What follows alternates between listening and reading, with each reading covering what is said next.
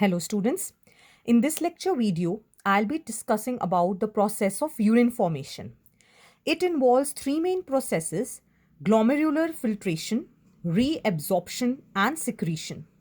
From the first step, we will start the explanation, that is glomerular filtration. Just split the term glomerular, that is talking about the glomerulus. Filtration is filtering of the blood for the wastes. So around 1100 to 1200 milliliter of blood is being filtered. And there are three layers in this glomerulus when we are talking about. Over here, let me explain. This is the renal corpuscle that contains the glomerulus plus the Bowman's capsule. In between these two layers is one layer of basement membrane. So one layer of cells of glomerulus, another layer of basement membrane, and lastly the layer of Bowman's capsule. So the different layers, basically the Bowman's capsule, it contains specialized cells called as podocytes, which have brush border epithelium, and that helps in increasing the filtration rate. So the blood that is being filtered has all the constituents of plasma except for the proteins. So this process is also called as ultrafiltration, which is basically working on the basis of the blood pressure, the increase in the pressure, because the afferent arteriole is taking that blood and efferent, through efferent it is moving out. Now, talking about the GFR, that is glomerular filtration rate. It is the rate at which the filtrate is being formed by kidneys per minute. So that is 125 milliliters per minute. It is 180 liters per day.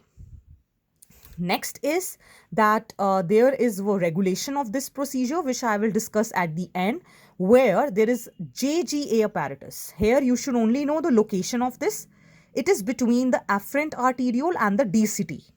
So that is why it is called juxtaglomerular apparatus, which is going to release renin, which will stimulate the GFR, which will be explained later on.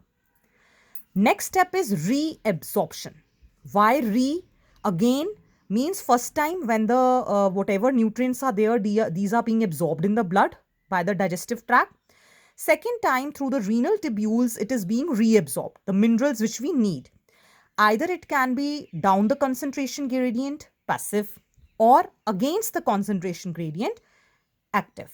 So reabsorption of water also occurs. Then lastly, there is secretion. Secretion is important to maintain the balance of ions and the acid balance in the body fluids. Next, coming to the function of tubules. What all functions are being performed by the different tubes present in the nephron? PCT or proximal convoluted tubule, it is lined by simple cuboidal brush border epithelial cells, and it maintains the pH and ionic balance. Here, what is happening? Secretion of H plus, NH3 and K plus, and absorption of bicarbonate ions. Next, coming to Henle's loop, we know that it contains of two loops, descending and ascending. It maintains high osmolarity. How? Let us see over here. The descending loop is impermeable to electrolytes. So, what will happen in the filtrate? The concentration of electrolytes will be more. So, it will become concentrated. On the other hand, the ascending loop is permeable to electrolytes. So, means it is going to release outside the electrolytes and the water will move inside. So, the filtrate will be diluted. So, that is how this mechanism works. Then in the DCT, basically reabsorption and secretion of ammonia takes place, again to balance the pH. Coming to collecting duct. Collecting duct is the major region where large amount of water is reabsorbed, and that will help to maintain the osmolarity. So this figure 19.5 actually gives you one summary of how things are done over here, how the reabsorption and secretion mechanisms are happening in the nephron. So to just summarize it, just remember, first step is the concentration of urine, how it is concentrate is being formed over here by glomerular filtration. Next, coming to PCT, secretion of these and absorption of these. This is the loop of Henle. Descending loop, water is removed, so it will become concentrated.